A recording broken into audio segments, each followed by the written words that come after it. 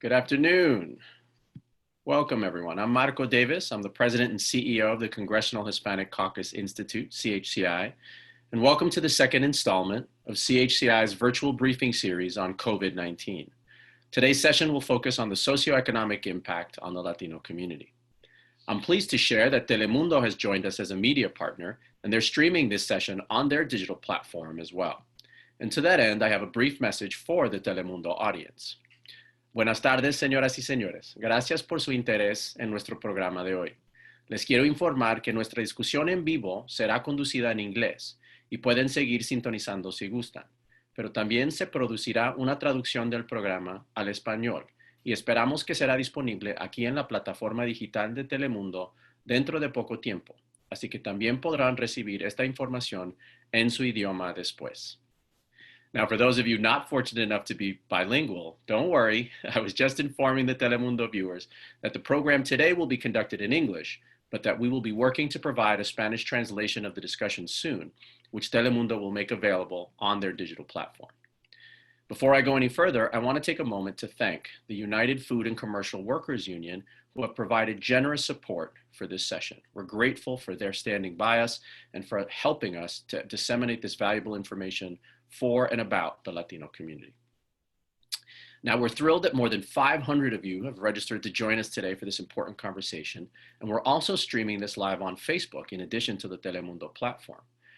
So you can tell folks who are unable to register in time that they can find us either by going to the CHCI Facebook page or going to the telemundo.com platform. A couple of housekeeping items. This session is being recorded and will be available on the CHCI website afterwards, so you can also share that with folks who aren't able to watch. And also, once the session is concluded or you sign off, you will be prompted to fill out an evaluation survey. Please let us know how this session went for you and how we can make these events even better. We were thrilled to receive so many thought-provoking questions in advance on aspects of the COVID-19 crisis in the Latino community. We've tried to organize them into topics and themes and pull up the most frequent elements, which I'll be using as a basis for my questions to the panel, because there were simply too many to be able to get to each one individually. Also, throughout this hour, the Q&A feature here on Zoom is enabled, and you will be able to submit questions during this time, which if time permits, I will try to select from those for our speakers as well.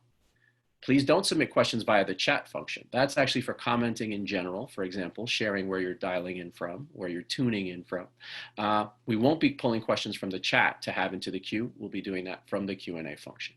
And finally, it is a live show, so we hope we won't have any technical issues navigating this virtual format, but please bear with us if we do. We'll work to resolve them as quickly as possible. And now on to our discussion. As you know, at CHCI, we focus on developing new leadership for the Latino community, convening established leaders from all sectors, and engaging in dialogues about the most important issues facing both our community and the nation. Today is another installment of bringing those efforts online.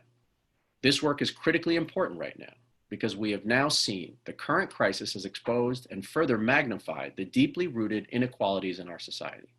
Now, more than ever, our voices matter.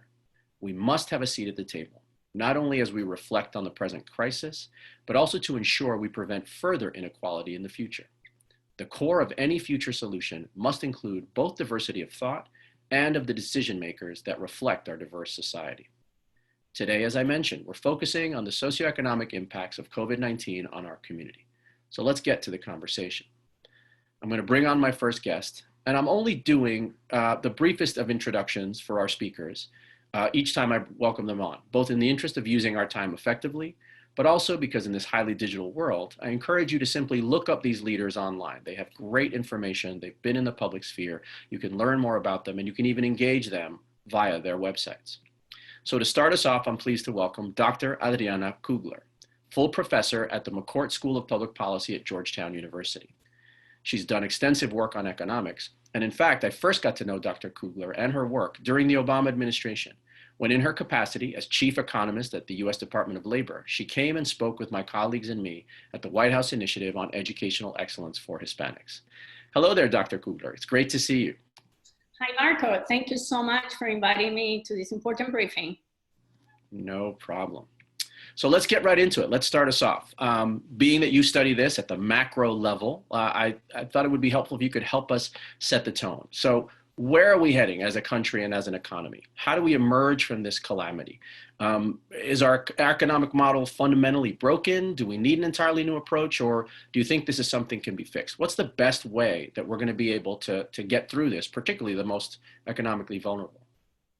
So let me first start by saying that we're living through an unprecedented time with dual crisis, a health crisis, unlike anything we've seen since the 1918 Spanish flu, and an economic crisis at the same time, unlike anything we've seen since the Great Depression in the 1930s. Except this time we're seeing the crisis together. So this is really unprecedented. In terms of the health side, we have seen 1.5 million people already infected, over 90,000 people who have already died. These are the highest numbers anywhere in the world. And on the economic side, we have seen a decline, a downturn in economic activity that has occurred very, very quickly, much quicker than even in the Great Recession back in 2010. So basically, we saw in the first quarter a decline of close to 5% in terms of GDP, and we can expect a decline of at least 30% in the second quarter of 2020. This, unfortunately, has come at the cost of many, many people losing their jobs. More than 36 million Americans have filed for unemployment benefits, and the unemployment rate has climbed to 15% so far. It is probably even higher than that by now. It's about closer to 20%. Unfortunately, these two crises have impacted disproportionately Latino communities, and this is incredibly worrisome.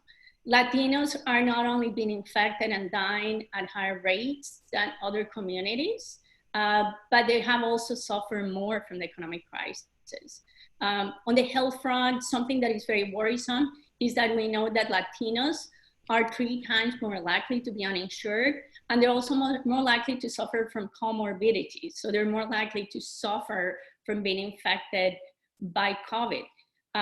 They're also more likely to be essential and critical workers, which exposes the Latino community much more to this disease.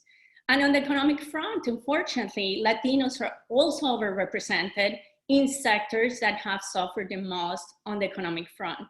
So for example, the hospitality sector, the retail sector, temp workers were overrepresented in all those sectors. And that means that we have lost jobs at much higher rates than other communities. Our unemployment rate is in fact 19%, so a lot higher than the 15% that is reported overall. So we have been hit very, very hard. What is different at this time than in previous recessions is that these two crises are interrelated. We cannot come out of the economic crisis if we don't first come out of the health crisis. So it is very important for us to be ready to provide enough PPE, to provide enough testing, to provide enough treatments and vaccines when the time comes, so that people can emerge safely out in the public sphere again. And until that happens, people are not going to spend and go out as if nothing is happening. And companies, businesses are not going to hire back again. So this is why we need to deal with one crisis first before we're able to deal with the second crisis, which is the economic crisis. They're both very important, but they're very interrelated. I have to be very grateful to the 2 congresswomen who are in the call today, because they've done some incredible work through the CARES Act, which was introduced at the end of March, and with the HEROES Act, which was just approved in the House of Representatives last Friday, in the sense that they have introduced some key measures there. So you were asking, what can we do for the most vulnerable? And I think what we can do is to introduce a stimulus plan, the way it has been done by Congress. This is very key.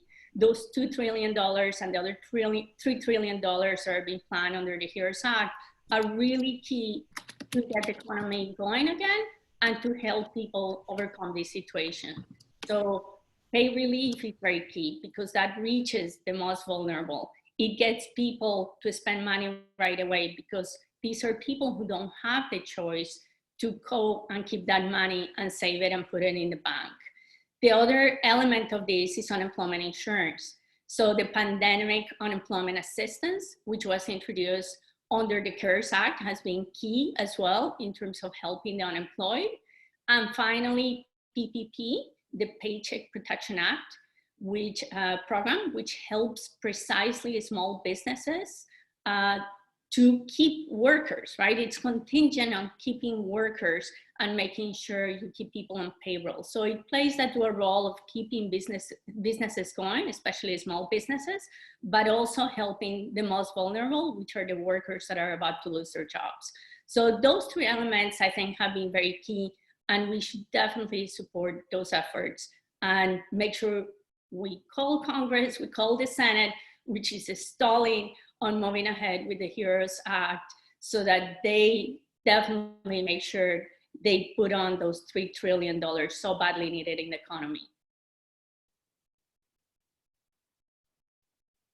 I'm muted. Thank you for that. That's really helpful context setting. I think you set a really good frame to help us think about how we sort of sequence correctly this challenge and how we sort of see our way through. Let me ask you a question. So we, as you know, CHCI works a lot with young people. We have an extensive alumni network of young professionals. What advice would you give to a young person who's finishing school now, or who maybe was in a job and that has been laid off, unfortunately, whose job has been eliminated and may not be coming back? What kind of things do you see in terms of the economic trends that are something they should consider? Should it be going into healthcare, or are there other opportunities and areas that they should be looking at? Yeah, that's a very good point. So my recommendations are twofold. On the one hand, I agree with you that people should be looking into going into those sectors that have not been heavily affected by the pandemic and the economic downturn. And those two sectors, as you said, you hit it right in the nail, right? So the first one is healthcare. We have had, even prior to this pandemic, we had a shortage of people in the healthcare sector. The American Medical Association had estimated, even prior to the pandemic, that there would be a shortage of 100,000 doctors by 2030. The other sector is the technology sector. So interestingly, there, again, prior to the pandemic and prior to the economic downturn, there was already a shortage of people in the IT sector. So the Bureau of Labor Statistics predicts that by the end of 2020, there will be 1 million jobs in IT that cannot be filled because there aren't enough people who can take those jobs and who can do the jobs. And in some sense, you know, we're all here virtually. We need IT help, and we need technicians to help us out through these times. It's something that is in really high demand. So those two sectors are key. So if one is going to choose to go and explore new opportunities, those are two very potentially good sectors to join. And then the other thing that I would say is there are many universities and many programs that are being offered free online. So stay engaged, stay educated, try to keep taking courses online, try to keep taking programs online if possible, and try to volunteer or internships online as well, virtually, with people who actually are not able to hire right now, but they could really use the help. So those are two different things that one can do during these times. That's great. Thank you so much, Doctor. And that's, I'm afraid, all the time we have for you. So thank you so much for being here with us. We really appreciate your insights and your framing of the conversation. And we appreciate your leadership and care for the well-being of the community. We'll look forward to staying in touch. Thank you so much, Marco. All righty. And now our next guest we have is, as Dr. Coogler alluded to, Congresswoman Linda Sanchez, who represents the 38th Congressional District of the great state of California. In addition to serving as the Vice Chair of the House Democratic Caucus, the fifth highest ranking position in the House Democratic leadership, and being on the powerful House Committee on Ways and Means, the Congresswoman is a dear friend of CHCI, having served as our chair from 2015 to 2017. Welcome, Congresswoman. Do we have you here? I am here. Welcome. Hey, good to see you. Good to see you too. Thanks for being here. So what are your thoughts? Tell us, first of all, on how you're doing and what you're seeing in the work you're doing. Sure. So what we have known from the beginning is that the Trump administration really was sort of flat-footed on its response to the pandemic. And as a direct result, that's caused huge economic stress and heartbreak for families across America. And more than anything, I think it's really magnified the disparities that already existed for the Latino community. So it's actually made that even worse, but it's really shined a light on those disparities. According to all the data, Latinos have been hit especially hard by the coronavirus. 1 in 5 Latinos are out of work during the pandemic. Latinos have one of the highest uninsured rates for healthcare. So, that's a barrier for us. And we also tend to disproportionately work in those sectors that are deemed essential sectors, essential workers. So we're critical for our nation's infrastructure, and yet there are a lot of hurdles and risks that come with being an essential employee. Just for example, I read a LA Times article recently about a woman named Lupe Martinez who worked for a nursing home doing the laundry in a nursing home in Riverside. And each day she was faced with an agonizing choice of, do I stay home and forego my $13 an hour job, or do I show up and put myself at risk, but be able to, earn that paycheck and help my family? So she chose to go to work, even after the masks started to run low, even after there was a patient whose room she had entered without protective gear, fell ill, and they isolated.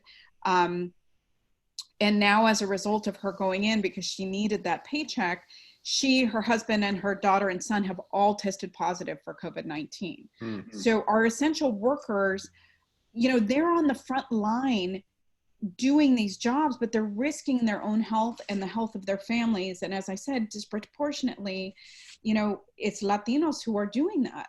On top of that, Latino entrepreneurs are among the small businesses that are hardest hit because of the economic fallout from COVID-19. As the good doctor was saying previously, we tend to own businesses in those sectors that interface with the public a lot and rely on that public, whether it's retail or hair salons or nail salons, we rely on that as our lifeblood. So those economic, the loss of business is compounding those challenges that Latinos already face in the economy, such as, lack of access to capital and, for some people, they're the unbanked, they don't even have, mm-hmm. bank accounts. Everything that we know that affected Latinos prior to coronavirus is just exponential now. So that's kind of a grim picture, but I do want to give folks hope because we are working really hard to try to help provide the relief that these families and these businesses so desperately need. So we did pass the CARES Act at the end of March, and then last Friday night, the House passed another sweeping $3 billion, I won't even say stimulus bill, because you know what, to me, it's not even stimulus, it's a stabilization bill. It's just trying to help people keep their head above water and keep businesses from going under. And in that bill, there were so many good things. There were direct payments, again, to working families and businesses. What we tried to do was plug a lot of the holes that we found with CARES, because CARES we had to pass quickly. We needed to get the relief out quickly. We didn't have time to, fine tune it. So as a result of that, we saw where these gaps were, and that's what the HEROES Act tried to do, try to plug some of those gaps. So we're really, counting on this second stabilization bill to help provide that relief that many families, most especially Latino families, desperately need. However, Senate Republicans are refusing to work with us on a deal before the Memorial Day recess. And Trump is already threatening to veto any legislation that would provide further assistance. So we are trying to ramp up the pressure, quite honestly. I mean, our states and local governments are hard hit because they're not getting the revenue that they need. HEROES Act had a big infusion to help states that are battling this on a, and then having to deal with these huge economic losses. And if we don't shore up those states and cities, they're going to have to start laying off workers. Yeah. And they're going to lay off the very workers that we really rely on. Sanitation workers, transportation workers, people, cops, teachers. I mean, then the employment rate, which is the highest since the Depression, is going to go even higher. So we desperately need that relief. I think HEROES Act is a great starting point. So we're not going to stop. We're going to continue pushing. And I think that bill shows very clear priorities for what we need to do to help people, weather the economic shock of COVID-19 and to help get them back to work, but in a safe way that protects their health. So with that, I'm happy to answer any questions folks might have. And just to clarify, if memory serves, the HEROES Act, the figure on that was $3 trillion, isn't that right? Correct. Yeah. Correct. Excellent. And clearly, it's needed, right? It sounds like a huge number, but I mean, it is our entire economy that's suffering right now. So focusing specifically on some of the most severely impacted and some of the most vulnerable members of our community. We've heard some stories. We certainly know that, for example, the CARES Act had, speaking of loopholes that are challenges, gaps in it, right? That folks in mixed status families, anyone undocumented, was not eligible for the financial relief. We're also even hearing that some folks are afraid to apply for any type of benefits due to the public charge rule, right, as it's referred to. Do you know of any efforts? Are there something in legislation, and are there any groups you know of, or any entities that are able to provide support and resources even for folks, for example, in the nonprofit sector or otherwise, particularly for these most vulnerable members of our community? Sure. I'll take the public charge part next, but let me just say that in the HEROES Act, we tried to address the shortfall, the big gap in CARES. In CARES, if you could not receive a direct payment or any assistance unless you had a Social Security number. Many folks use individual taxpayer numbers. We call them ITINs, and they pay taxes. They are taxpayers. In HEROES Act, if you have an ITIN, so if you're in a mixed status family, you can apply for that relief, and you are eligible for that relief. So we sought to right that injustice that was in the CARES Act. With respect, so there is relief. If we can get the Senate to work with us on HEROES Act and get it signed by the president, there will be relief for those mixed status families.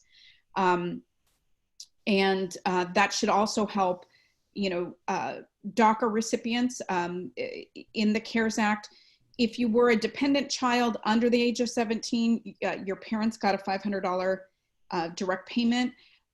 If you were older than, or if you were out of college, I don't know if it was an age limit, but basically if you were out of college, you could get a direct payment. Right. But if you were in that 17 to 22-year-old range, neither your parents got the payment nor you got the payment. We fixed that in HEROES. That was another gap.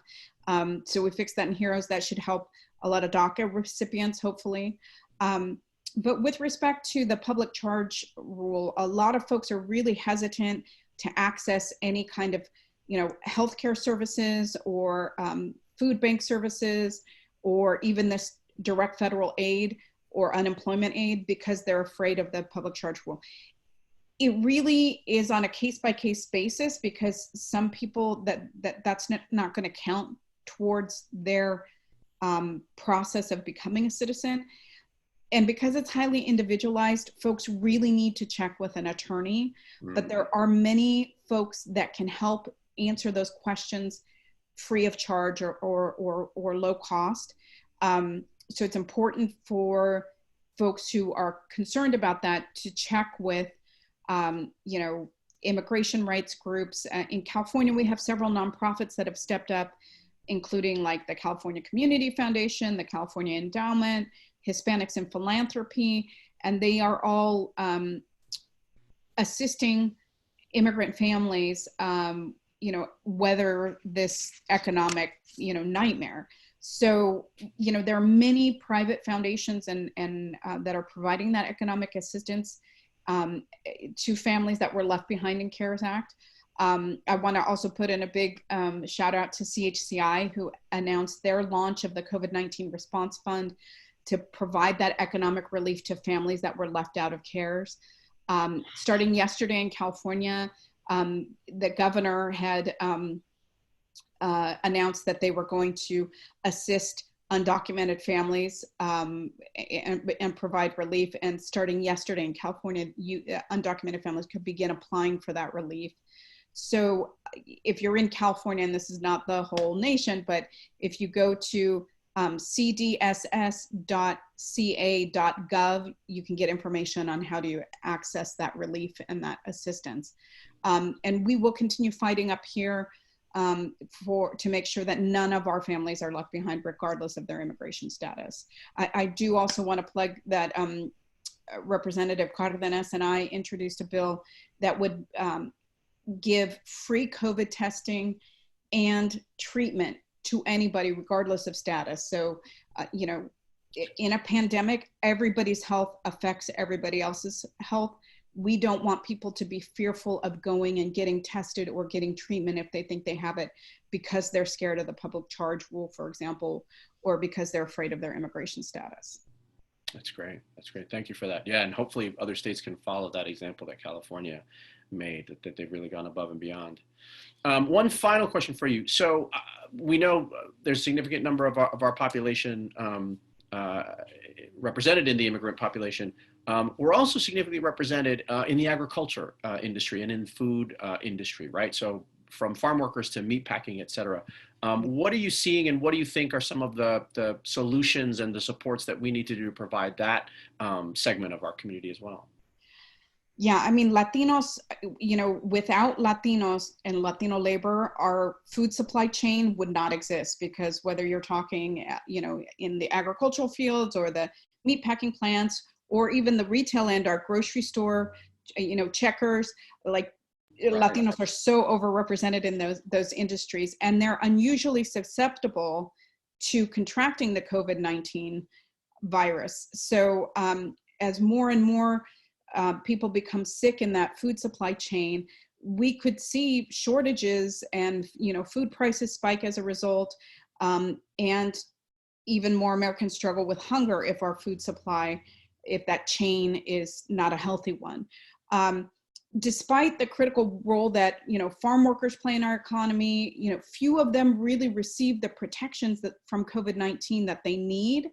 And what's more, on top of that, the Trump administration doesn't have a national, robust testing strategy, so that many, you know, farm workers and food supply chain workers can't even get tested for the virus. If they become sick, many of them are ineligible for sick pay or paid leave. So they make the decision, hey, I got to continue to show up for work because I got to feed my family. And that in turn can mean further spread of COVID-19.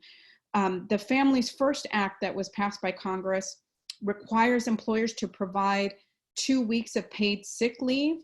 But sadly, many farm and agricultural companies are exempt from that requirement, which makes no sense because they're so vital, again, to make sure that we have healthy food supply in the United States. And on top of that, these essential workers in our food supply chain don't receive any kind of hazard pay to reflect the risk that they're taking in just showing up for work. So, you know, Rep. Cartwright and I have introduced a bill to give hazard pay to those workers who take on, who are essential, who take on increased risk to themselves and their families. And we're looking for ways that we can continue to, you know, get those workers the protections that they need. So, you know, requiring the employers to do testing, requiring employers to give paid sick leave, you know, giving them protective equipment, making sure that they're spaced far enough apart, you know, making sure that the USDA, because there have been many disruptions in the food supply chain, instead of letting, you know, dumping milk or letting fruits and vegetables rot, rerouting that to food banks to help some of our most vulnerable families, which include the very workers that that pick and prepare the food for us. So we're working on all of that. Thank you so much, Congresswoman. We really appreciate you being here with us. That's the time we have with you.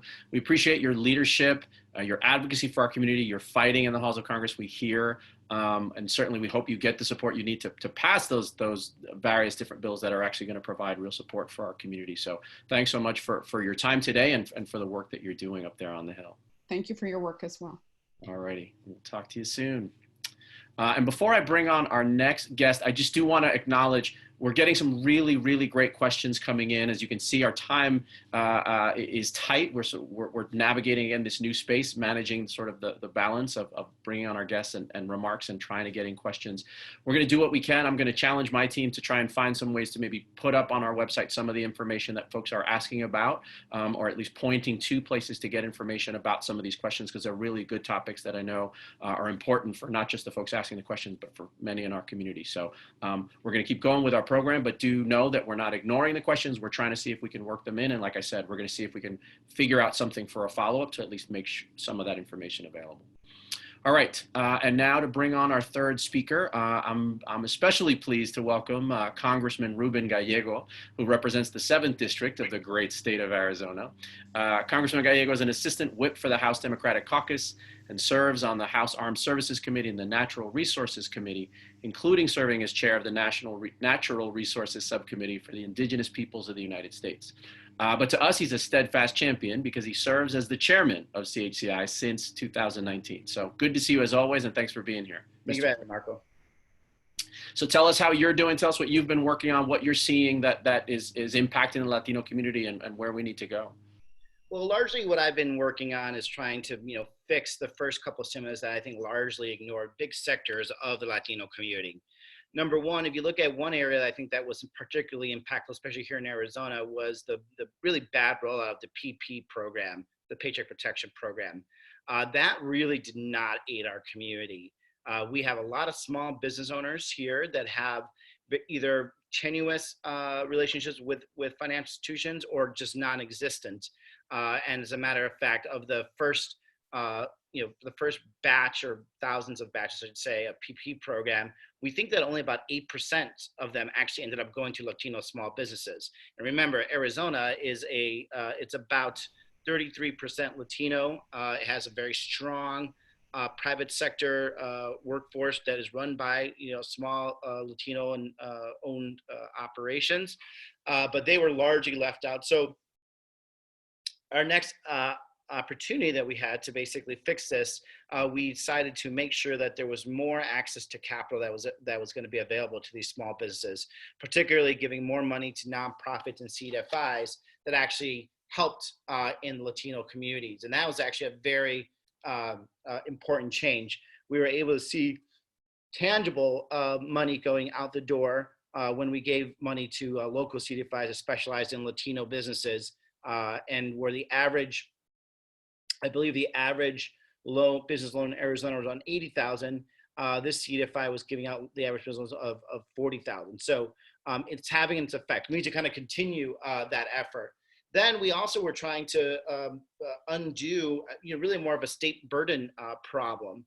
We decided to add a surge, I would say, of unemployment benefits, and especially important for in Arizona, because in Arizona, the minimum wage is one of the lowest in the country. It's only about $240 a month.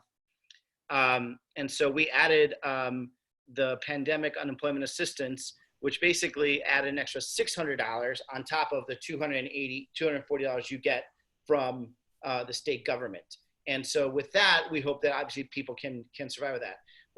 Unfortunately, what happened is that gig workers, workers that had 1099s, like hairdressers, tattoo artists, Uber drivers, they were by law eligible to receive that assistance. But the state of Arizona's employment system is so outdated that we were set back almost 6 weeks until a lot of people were able to actually get their checks. Wow. And so a lot of what I was doing actually is just helping out, your everyday gig worker, Uber driver, apply for these for this money.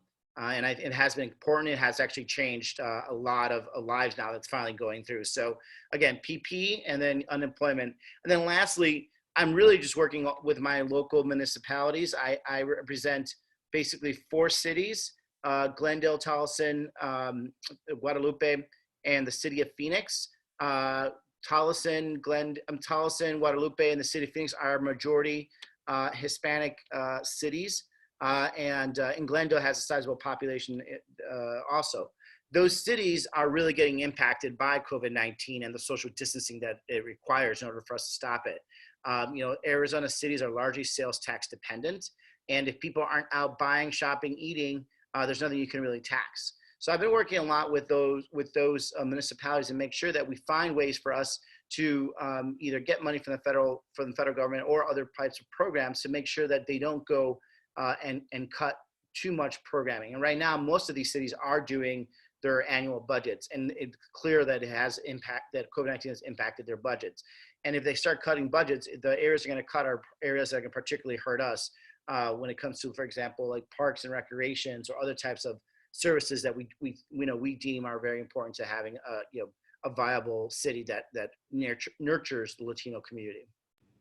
Thank you for sharing that. And that actually reflects some of the questions that we've been getting here during our session that have come in that have really pointed to sort of the need for some work at the local level, right? So you're talking about sort of, it sounds like your office is even doing casework, right? And so there's a need, right? And so there's a need, I think, for many in our community to help on a one-to-one basis, right? And they're talking about municipalities where sort of there's innovations where people are figuring out sort of permitting processes and figuring out things even for the small businesses to help them stay on their feet or get on their feet, right? And the need to sort of drill down to the local level to try to assist folks on a case-by-case basis. One thing I think that sort of plays out at both the local and the national level that we actually also got a question about that I thought you might have some thoughts on and insight on is, again, it's sometimes tough to remember all of the things we need to keep track of given sort of the way the headlines are, but we are in the midst of the US Census, right, of our decennial census, and it's obviously significantly challenged because of so much shelter at home direction and the need and the correct need for folks to stay home. But so what are your thoughts on what is it as a community we need to do to ensure, because again, we've been traditionally undercounted and we're at risk of being even greater. Do you have any sort of thoughts or advice for folks and what folks in the community can do to try and help ensure that we try to have folks participate as much as possible? Well, look, I think there's a lot of census count committees, especially at the local level. So I really encourage you to engage with your census count committee around the programming they're doing to encourage you to fill out the census. Every major city and state's going to have a census count committee. If you can actually be on that committee, I think it'd be actually extremely helpful to have some outside perspectives. And that committee is going to be working to basically either pass the messages through social media, through local influencers, through just regular TV to make sure to fill out your survey. And honestly, if you just want to help every day, just put on your Facebook and on your Twitter, just a reminder, fill out your census, here's a link. Because you can do this online now too, which is very helpful. That's great. Thanks very much. And another piece I think that we've seen folks talk a lot about and has direct economic impact is questions about folks with student debt, right? So what is the current status on the federal student loan requirements and the possibility? I know that there still exist, I think, the federal student loan forgiveness programs, et cetera. Are you seeing any action or have you been getting any input from constituents around them? Well, my constituents have largely been asking for, forgiveness, at least in the meantime, until the COVID-19 situation is over. You have a lot of strong support among the Democratic caucus to do that. And obviously, we were going to try to incorporate that into our next stimulus bills. In terms of the debt forgiveness program, that was a program that really the Betsy DeVos administration really has not been doing. It's unfortunate. It was a really good program rolled out under President Obama. But the fact is, for some reason, the Department of Education is not approving as many of these debt forgiveness programs. So we really need to have a stronger push for that on the legislative level, since it clearly is not being done by the executive. Great, thank you for that. Appreciate that. Let's see, one other question I think we may even squeeze into. what are your thoughts about helping our communities prepare for the long-term impact? So I know that the relief packages you all have been passing are absolutely necessary for sort of immediate relief for folks who are in crisis right now. But we also have to be thinking, right, about sort of the potential long-term implications for this, and folks who are not going to recover as much, jobs are not going to come back, et cetera. What is it our communities can be doing to help prepare themselves better? Is it a question of retraining? Is it a question of moving into new industries? Well, it's a combination of things. Number one, the government is going to have to relook at the credit programs in terms of, you know, your Experian and all these different types of credit, consumer credit. This pandemic is going to really affect a lot of consumer credits of the Latino community. Many of them were barely able to, are barely living paycheck to paycheck. Now they have no paycheck, and I sincerely believe a lot of them went into debt just to kind of make ends meet. And when they come out of this and try to start their small businesses or try to, buy their small home or buy a car, whatever it is, they're not going to be able to do it because of their bad credit. So we're going to have to figure out a way to work with the credit agencies or to regulate the credit agencies to have some level of, I'd say, credit forgiveness to get our community ready to go out of this. Where I believe we're going to have to offer a lot of low-term loans for people to basically reorganize their lives. Be able to move into apartments, be able to afford a down payment on a house. I think we're going to have to allow people to go back to school and access educational grants that were only accessible one time or two times, because yes, they are going to have to retrain themselves into a new workforce.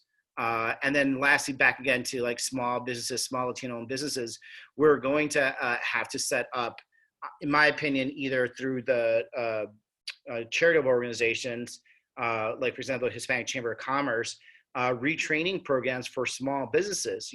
I'll give you a good example. I have a new home. I'm doing pretty good, stocking it up and buying stuff, everything online. But I need my backyard landscaped. And there was somebody who left a little flyer on my door saying, I'll do your landscaping. And it was a young Latino man, but I shouldn't have even picked up the paper, but I wanted to see what he was advertising, and I called them up and I said, hey, I'd be interested if you could do my backyard. How much and what work have you done? The young man didn't have a website. He didn't have even an Instagram with photos of what he's done before. He didn't have a way for me to pay online. I actually ended up talking to him about that. I'm sure he's pretty annoyed with me, but now he does have an Instagram page where he's showing some of his work. But there's a lot of small Latino businesses that are digitally behind, that we need to get them up to speed, up to par, so they could participate in this next the reopening of the American economy. That's a really great point. That's really helpful, and I think that points to sort of, I think, again, potential areas we have to try and see our way through this crisis, right? Given that we have a younger population, our younger students are much more technologically savvy. And like you said, some of the things are actually fairly simple. Like they don't necessarily need super complex websites, but they do need an online payment account, right? Whether it's PayPal or Venmo or any of the other Cash App, et cetera. Not endorsing any specific company. Right. Yeah. Any particular, but the idea being those are actually relatively simple accounts to set up that could actually really facilitate transaction, right? And economic activity for some of our. Or just, again, just like even having like the ability for me to look at their previous work. Photos, yeah. Yeah, so this is the kind of stuff that I think, it doesn't necessarily have to be mandated by the federal government. We could definitely, I think, give funds to organizations that could help out with that. But this is a really great way, I think, for kind of small business assistant programs to basically help them professionalize and move to the next level. Yeah. And I think, again, in my mind, when people think about sort of what can I do, like that's another thing that's fairly easy, that again, someone with some knowledge might be able to help. Again, some neighbors, some other folks in their community, some relatives even, right? So, well, thanks so much, Mr. Chairman, Congressman Gallego. We really appreciate it. My pleasure. Have a good one. Thank you. You too. Be safe out there. Thank you. We'll see you soon. All right, and now going on to our fourth speaker. Please join me in welcoming Mr. Martin A. Rosas, who is a UFCW International Vice President and President of 13,000-member UFCW District Union Local 2, which is based in Bel Air, Kansas. Mr. Rosas has 29 years of experience in the labor movement and is here to share his insights and learnings during this challenging time for Latino workers. So welcome, Mr. Rosas. How are you doing? Doing great, Marco. Muchas gracias por la invitación. Thank you for the invitation. De nada. Bienvenido. So tell us, what are you seeing? You're there in Kansas. You're leading the Union Local 2. What are you hearing from your workers and equally important, their families and the communities around them? Well, definitely, the COVID-19 pandemic hasn't bring an unprecedented challenge for the nation food supply and every worker in the food processing industry.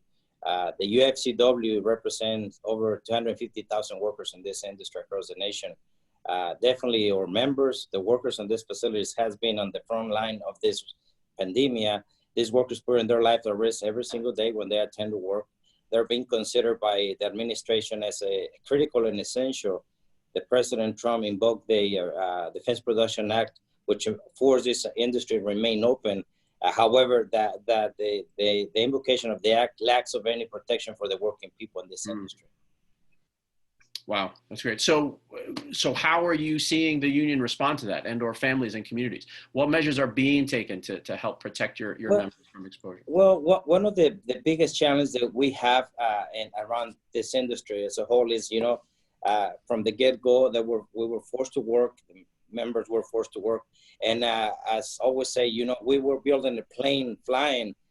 We've been able to work in conjunction with the federal agency, the CDC, OSHA, to institute some protocols. This local union, personally, we work hand by hand to recommend and institute those protocols in the industry, which is, is very challenging because as well, they invoke these recommendations.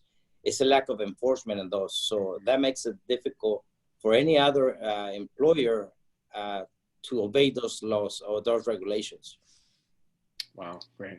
And are you hearing many cases of employees providing their own equipment, or if the employer isn't providing it, or are they just going without? What are some of the potential solutions? Well, what happened is, and when we talk about the packing industries that we represent, the employers are mandated to provide all the PPE necessary, such as face masks, face shields, and any additional equipment that might be needed in the very near future. We've been working with some of these employers that we represent, where we negotiate such equipment, that they're mandated to fulfill those requirements. Like I said, we work with the CDC throughout the industry. They spend a couple weeks in our facilities, and we work in conjunction to come up with some guidelines and recommendations and protocols. Oh, that's great. That's great. Well, thanks for your advocacy on behalf of so many workers, and certainly hope that some of that, as you said, even though it's not being mandated, it's not being forced, hopefully folks are using some good judgment, and at least some employers are taking that into consideration and are trying to add that for some of our, being that so many of our workers are on the front lines. I wanted to ask you about sort of other aspects of the jobs. PPE is obviously the primary focus, and we're glad to hear that you were able to negotiate that. But when we were preparing for this event, you mentioned that there have been some changes you all have managed also to secure, for example, changes around, I think, absence policies. Can you share a little bit about what folks like UFCW have been able to do to help workers? Because I'm sure that's another factor, right? Well, the UFCW is the largest private sector union in the United States with 1.3 million members. So not only the packing plants, but retail too. We've been able to negotiate flexibility in the attendance policies. Also, we've been able to negotiate sick pay leave for some of these facilities, not in everyone, but most of them. We've been able to negotiate in excess of 2 weeks of pay. If the employee presents any symptoms or he or she has been placed in quarantine, they're receiving an excess of 2 weeks pay. We're in process to expand that, the hazardous pay.